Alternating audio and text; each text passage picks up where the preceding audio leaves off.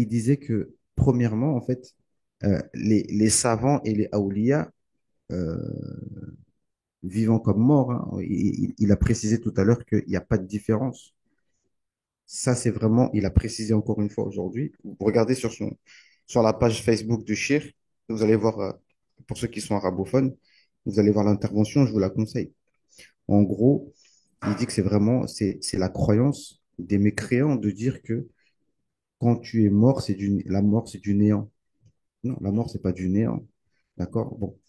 Et il disait que les savants, donc vivants ou morts, mais là, on parle de la mort de leur corps, mais les âmes des savants sont toujours là. Et l'âme du prophète est toujours là. Et euh, c'est la prolongation de la prophétie, en fait. Parce et subhanallah, il a dit une chose que j'ai dit, je crois, hier, c'est que nous sommes une communauté particulière. C'est que les savants de cette communauté font le rôle des prophètes. Je pense pas qu'il y a déjà eu 1500 ans sans prophète. De toute façon, c'est le dernier prophète. Il n'y en aura pas d'autre. Donc, ça veut dire que la Ummah, elle est conçue pour perdurer. Ça veut dire que les savants vont faire le travail des prophètes.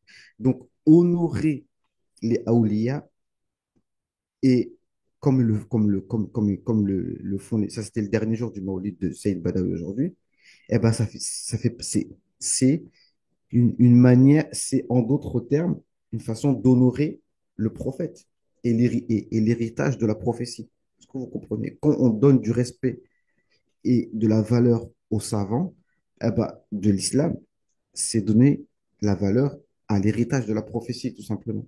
D'accord? Et il a parlé aussi du fait que euh, l'amour, en fait, et la place qu'on donne au prophète, sallam, c'est vraiment une base de la aqidah. Et donc, il disait que donner le respect aux savants, c'est donner respect au prophète, en fait. Euh, je ne sais pas quel terme employer, mais donner la révérence, en fait. Non, la révérence, je ne sais pas comment dire. Donner du respect, on va dire, aux savants, c'est donner du respect au prophète, sallam. Je dis, Ashhadu an la ilaha illallah wa ashhadu anna Sayyidina Muhammad Rasulullah. Bref, on a été donc, et Allah Azzawajal nous a permis comme on était avec Cheikh Yousri, il nous a permis d'être dans la pièce même de ce qu'on appelle Hujrat al-Imam, là où vraiment il faisait ses prières, etc. Et donc, ça, c'est une grande grâce d'Allah subhanahu wa ta'ala. Et justement, moi, je vous encourage à le faire, à être découbouri. Pourquoi? Parce que à ce genre d'endroit, à défaut d'être à Médine, d'accord? Mais il y a l'imam Hussein en Égypte, il y a Saïd Badawi, et il y a des awliya dans tous les pays. Donc, à défaut d'être à Médine auprès du prophète, sallam, eh bien, il y a des awliya, des ministres et des héritiers du prophète, sallam, qui sont un peu partout. Et c'est à ces endroits-là que on fait Dora pour la Palestine, pas que pour la Palestine, hein. Les gens souffrent dans le monde entier. D'accord? Allah Azzawajal, il nous éprouve et Allah Azzawajal, il aime entendre les doigts de ses serviteurs. Les épreuves, c'est un passage obligé. Même les plus aimés d'Allah subhanahu wa ta'ala ont eu des épreuves. Non. Je continue ce qu'il a dit le cheikh.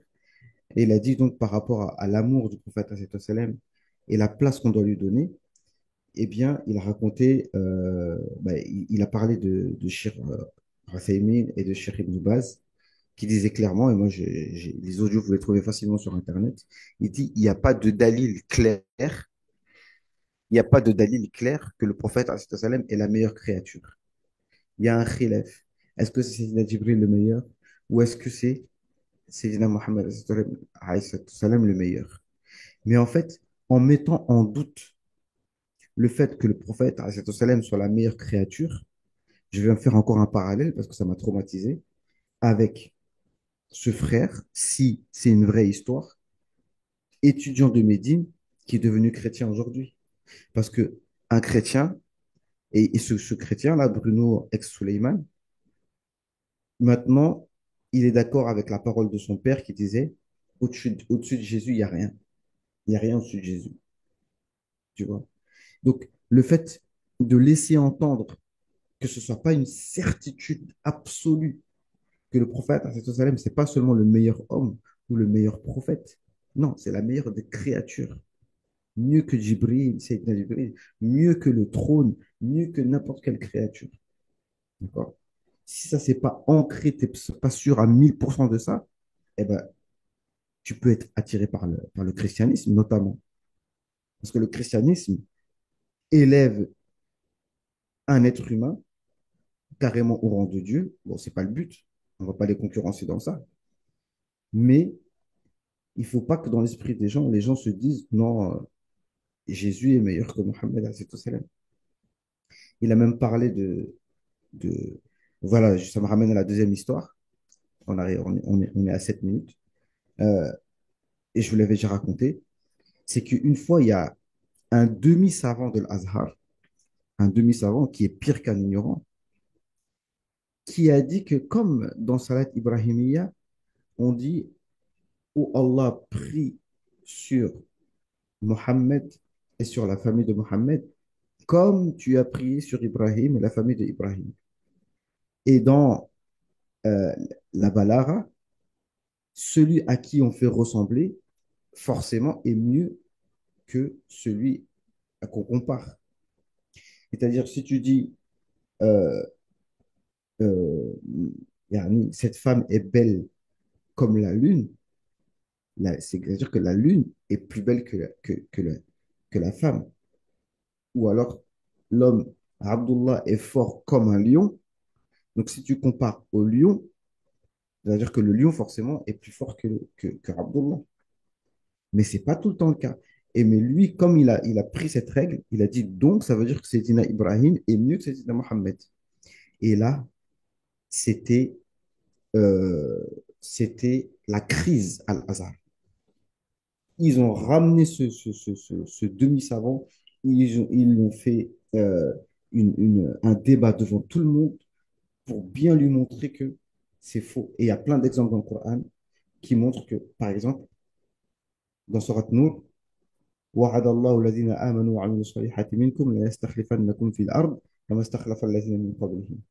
Nous allons vous raffermir sur terre comme on a raffermi ceux qui étaient avant vous. Mais ceux qui étaient avant nous, ils ne sont pas mieux que nous, puisque nous, on est la meilleure Ummah. Et il y a d'autres exemples. Bref, tout ça pour dire que laisser entendre que le prophète ne serait pas la meilleure créature, c'est très, très, très, très, très, très, très, très grave pour notre islam à nous, déjà en tant que musulmans. Et on voit encore une fois que les chrétiens, ils pensent ça.